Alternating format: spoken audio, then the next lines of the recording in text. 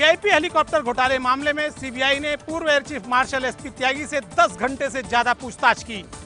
CBI SP त्यागी के bank खातों, उनकी संपत्तियों और उनकी इटली यात्रा की भी जांच कर रही है। पूर्व एयर चीफ मार्शल एसपी त्यागी सोमवार की सुबह 10 बजे पूछताछ के लिए सीबीआई हेडक्वार्टर पहुंचे, जहां उनसे लंबी पूछताछ की गई। सीबीआई सूत्रों के मुताबिक त्यागी साल 2007 में रिटायर होने के बाद इटली के फ्लोरेंस, मिलान और वेनिस शहर की यात्रा पर गए थे। इस बात की जांच की जा रही है कि त्यागी की इस यात्रा का खर्चा किसने उठाया और उन्होंने यात्राएं क्यों की थीं। एसपी त्यागी से सीबीआई की पूछताछ मंगलवार को भी जारी रहेगी। वीवीआईपी हेलीकॉप्टर सौदे में एबीपी न्यूज का खुलासा। मॉरिशस और ट्यूनिशिया की कुछ कंपनियों के जरिए एफडीआई से आया था घूस का पैसा। प्रवर्तन इशारे की चार्जशीट के मुताबिक वीवीआईपी हेलीकॉप्टर घोटाले में मॉरिशस और ट्यूनिशिया रूट से बिचौलिए जेरोसा और हेस्के को घूस के लिए 160 करोड़ रुपए की रकम भेजी गई थी। इसमें से 37 करोड़ रुपए एफडीआई के जरिए भारत आया। सॉफ्टवेयर डेवलप कराने के नाम पर 29 करोड़ रुपए चंडीगढ़ के एरोमेटिक्स इन्फो सॉल्यूशन को मिले। सर्विस देने के नाम पर कुछ रकम आरोपी गौतम खेतान को भी मिली। ये भुगतान साल 2009 में 4 ट्रांजैक्शन के जरिए हुआ है। घूस की बाकी 125 करोड़ रुपए की रकम कहां गई, इसका पता नहीं चल सका है। अगुस्ता वेस्टलैंड घूस कांड पर टीएमसी सांसदों ने किया जमकर हंगामा। राज्यसभा की कार्रवाई से टीएमसी सांसद शुकेंदु शेखर रॉय को एक दिन के लिए निकाला गया। सोमवार को राज्यसभा की कार्यवाही शुरू होते ही तृणमूल कांग्रेस के सांसद शुकेंदु शेखर रॉय ने कहा कि इस मामले पर रक्षा मंत्री को बयान देना चाहिए। रॉय ने कहा, घूस लेने वाले कौन लोग हैं। इस पर राज्यसभा की कार्यवाही स्थगित हो गई। उसके बाद जब दोबारा शुरू होने पर सभापति हामिद अंसारी ने टीएमसी सांसद शुकेंदु शेखर रॉय को नियम 255 के अंतर्गत पूरे दिन के लिए राज्यसभा से निकाल दिया। एक तरफ जहां बीजेपी को टीएमसी का साथ मिला, वहीं तमाम विवादों के बीच कांग्रेस को लेफ्ट का साथ मिला। भारत ने इटली सरकार के उस दावे को पूरी तरह से खारिज कर दिया है, जिसमें कहा गया है कि इटली के दोनों नौसैनिकों को यूएन की मध्यस्थता कोर्ट ने छोड़ने का आदेश दिया है। भारत सरकार के सूत्रों ने कहा है कि दरअसल यूएन कोर्ट ने मानवीय आधार पर उन्हें इटली जाकर अपने परिवार से मिलने जाने देने को कहा है। यूएन कोर्ट ने कहा है कि इस बारे में आखिरी फैसला सुप्रीम कोर्ट का ही होगा, जहां ये केस चल रहा है। कोर्ट ने कहा कि सुप्रीम कोर्ट जब कहेगा, इन दोनों को कोर्ट में पेश होना होगा। इटली सरकार भले ही इसे अपनी जीत की तरह पेश कर रही हो, लेकिन भारत ने इसे गलत बताते हुए जीत भारत की बताई है। बैंकों का 9,000 करोड़ का कर्ज चुकाए बिना विदेश भागे उद्योगपति विजय माल्या ने राज्यसभा की सदस्यता से इस्तीफा दे दिया है। विजय माल्या की राज्यसभा की सदस्यता पर खतरा उसी वक्त से मंडरा रहा था जब वो हजारों करोड़ का कर्ज चुकाए बिना देश छोड़कर लंदन भाग गए थे। इस मामले में राज्यसभा की एथिक्स कमेटी ने उन्हें नोटिस भेजकर पूछा था कि क्यों नहीं उनकी राज्यसभा की सदस्यता खत्म कर दी जाए। इसके जवाब में माल्या ने कमेटी और राज्यसभा के सभापति को इस्तीफा भेज दिया है। माल्या ने अपने इस्तीफे की कॉपी राज्यसभा के सभापति को भेज दी है, जिसे जल्द ही मंजूर किए जाने की संभावना है।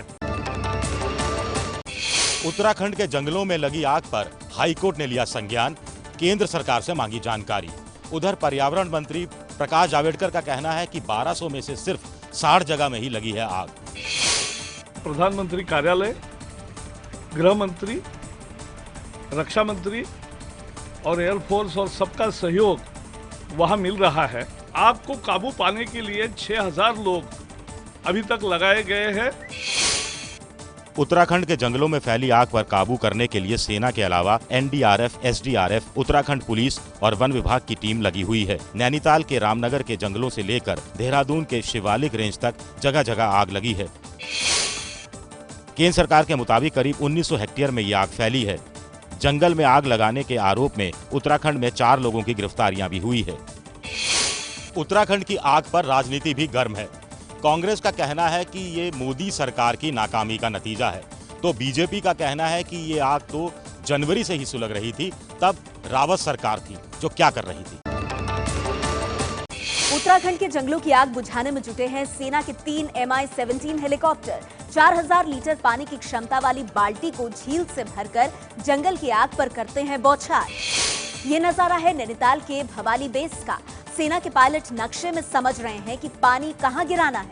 ये है रबर की वो बाल्टी जिससे जंगल की आग पर पानी की बौछार की जाती है। हेलीकॉप्टर उड़ान भरता है तो 4000 लीटर क्षमता वाली ये बाल्टी पूरी तरह खुल जाती है। झील से इस तरह इसमें पानी भरा जाता है। जहां पानी की बौछार करनी है वहां बाल्टी का सिरा हेलीकॉप्टर से लटके हुक की मदद से खोल दिया जाता है। इससे पहले 1993 में भी नैनीताल के जंगलों में ऐसी आग भड़की थी। उस वक्त भी सेना ने इसी तरह पानी की बौछार कर आग बुझाई थी। हिल स्टेशन शिमला में भी गर्मी की मार, 30 डिग्री तक पहुंचा पारा। ग्रामीण इलाके के जंगलों में कई जगह लगी आग। तीखी गर्मी से छुटकारा पाने के लिए शिमला का रुख करने वाले सैलानियों को यहां भी पसीने से राहत नहीं मिली। मौसम विभाग के मुताबिक शिमला में इन दिनों तापमान सामान्य से करीब 4 डिग्री ऊपर है। वन विभाग के मुताबिक शिमला के जंगलों में करीब 12 जगहों पर आग भी लग गई है, जिसे बुझाने में ग्रामीण जुटे हुए हैं। मौसम विभाग ने अगले 2-3 दिनों में शिमला और आसपास के इलाकों में बारिश होने की संभावना जताई है। इससे आग पर भी काबू पाने में मदद मिलेगी। दिल्ली में आज सीजन का सबसे गर्म दिन रहा। देश के दूसरे हिस्सों में भी गर्मी से हुआ बुरा हाल।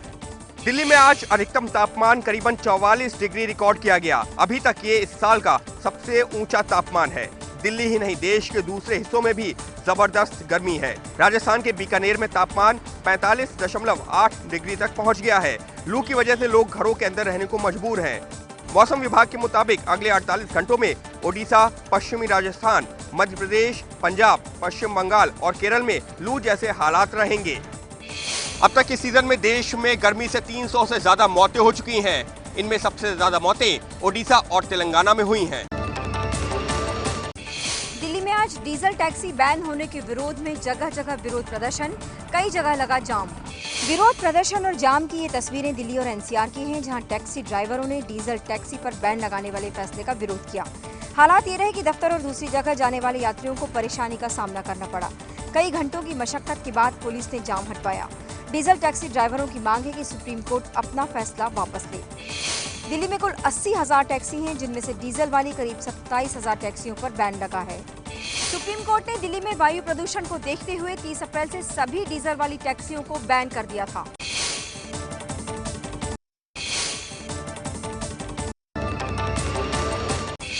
पटना में नीतीश कुमार के जनता दरबार में हुआ हंगामा। एक युवक ने नीतीश के ऊपर चप्पल फेंकी।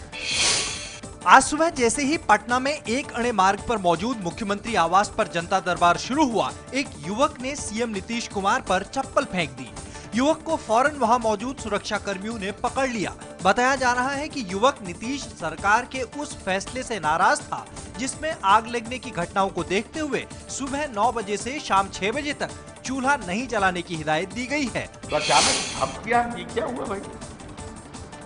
तो पहले इधर नजर पड़ी, फिर उधर गए तो देखे लड़का को पकड़ रहा। तब कह रहे कुछ करो मत। हमको लगा कि कहीं पुलिस वाला भी कहीं कुछ कर न दे, तो हम कहे भाई कुछ मत करो। हालांकि नीतीश कुमार ने यह साफ कर दिया है कि उस शख्स के ऊपर कोई मुकदमा नहीं चलेगा, बल्कि उन्हें माफ कर दिया जाएगा।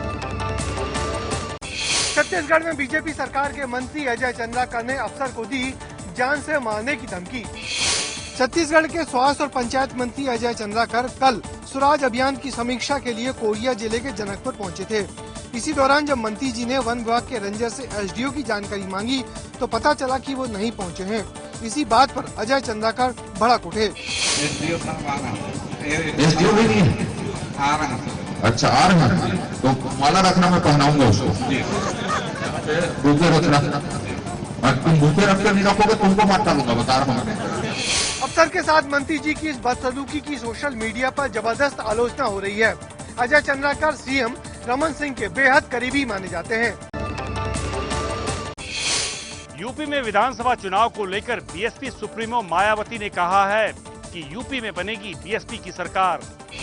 मायावती का ये बयान ऐसे वक्त आया है जब यूपी में सीएम के चेहरे को लेकर पार्टियों में होड़ मची हुई है। कांग्रेस में राहुल गांधी और प्रियंका गांधी के नाम की चर्चा है, तो वहीं बीजेपी भी अपने यूपी बीजेपी का चेहरा बदल चुकी है।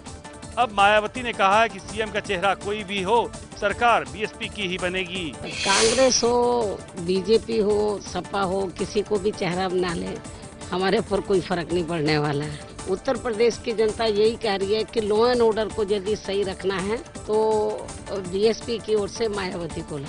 यूपी में अगले साल यानी 2017 में विधानसभा चुनाव होने हैं, लेकिन इससे पहले ही सभी पार्टियों ने अपनी ताल ठोकनी शुरू कर दी है। यूपी में बीजेपी बीएसपी के बाद अब कांग्रेस भी पोस्टर वार में कूदी। गोरखपुर में लगे पोस्टर में दिखा राहुल गांधी का सिंघम अवतार। पुलिस की वर्दी में कांग्रेस उपाध्यक्ष राहुल गांधी और सामने हाथ जोड़े दिख रहे हैं अखिलेश, ओवैसी और केशव मौर्य। गोरखपुर में ये पोस्टर लगाकर कांग्रेस ने बीएसपी और बीजेपी को उन्हीं के अंदाज में जवाब दिया है। विपक्षियों को ये चेताना चाहते हैं कि बिल में दुबक जाए, नहीं तो हम लोग बहुत ही बुरा हाथ से करेंगे। इससे पहले बीएसपी अध्यक्ष मायावती का काली अवतार में और यूपी बीजेपी के अध्यक्ष केशव मौर्य का कृष्ण अवतार में चुनावी पोस्टर सामने आ चुका है। जनसंघ के पूर्व अध्यक्ष बलराज मधोक नहीं रहे। 96 साल की उम्र में दिल्ली के एम्स अस्पताल में उनका निधन हुआ।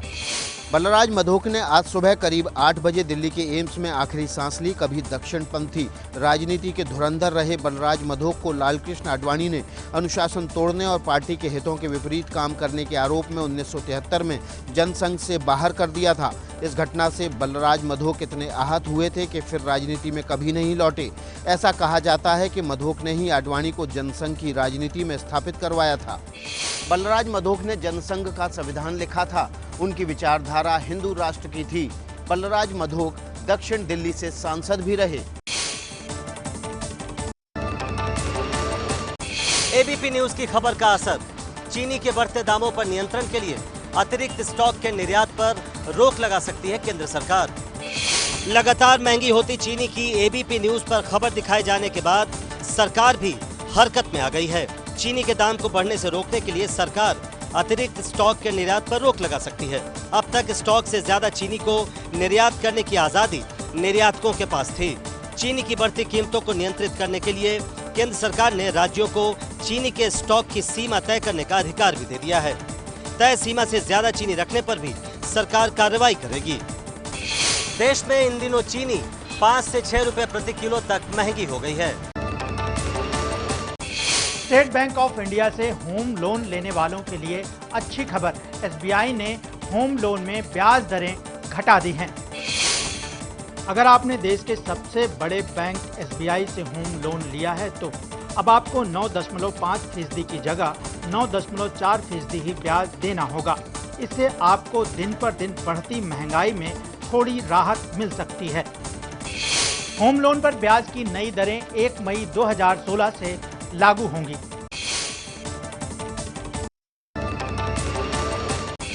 जयपुर की कंपनी डोकोस मल्टीमीडिया ने सिर्फ 888 रुपए में स्मार्टफोन देने का किया वादा। मोबाइल मिलने के बाद पैसे देने का दिया विकल्प। ये तस्वीरें उसी स्मार्टफोन की है जिसे सिर्फ 888 रुपए में लोगों को देने का दावा डोकोस मल्टीमीडिया कंपनी कर रही है। कंपनी के मुताबिक ये फोन चीन से मंगाया गया है और फोन के कुछ ऐप से खरीदारी करने पर कंपनी को इससे फायदा होगा। फोन में रियर कैमरे के अलावा फ्रंट फेसिंग कैमरा भी दिया गया है। कंपनी ने फोन की ऑनलाइन बुकिंग पर ग्राहकों से कोई पैसे नहीं लिए हैं। हालांकि बुकिंग से पहले ही कंपनी की साइट क्रैश हो गई। इससे पहले रिंगिंग बेल्स नाम की कंपनी सिर्फ 251 रुपए में स्मार्टफों देने का वादा कर रही थी, लेकिन बुकिंग के बाद आज तक लोगों को फोन नहीं मिला है।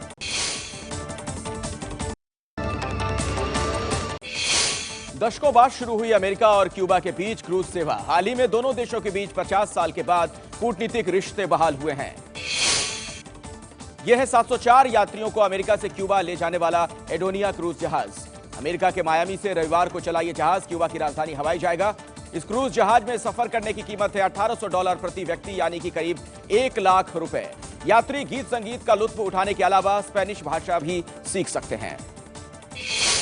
हाल में समुद्र के रास्ते क्यूबा जाने की नीति में बदलाव किया गया था। नीति के बदलते ही इस क्रूज सेवा की शुरुआत की गई। अमेरिका में 200 साल पुराने सर्कस में आखिरी बार दिखाया जाएगा हाथियों का करतब। पशु अधिकारों के हनन के आरोप में लिया गया है फैसला। अमेरिका के मशहूर रिंगलिंग ब्रदर्स के सर्कस में हाथियों का ये आखिरी करतब था। 6 एशियाई हाथियों के करतब को लोगों ने खूब पसंद किया। अमेरिका में पिछले 200 सालों से ये सर्कस कंपनी हाथियों के करतब दिखा रही थी, लेकिन अब ऐसा नहीं होगा। पशु अधिकारों के लिए लड़ने वाली संस्थाओं ने हाथियों के शो पर आपत्ति जताई थी। अब इन हाथियों को जंगल भेज दिया जाएगा। जंगल में इनकी संख्या भी बढ़ाने की कोशिश की जाएगी।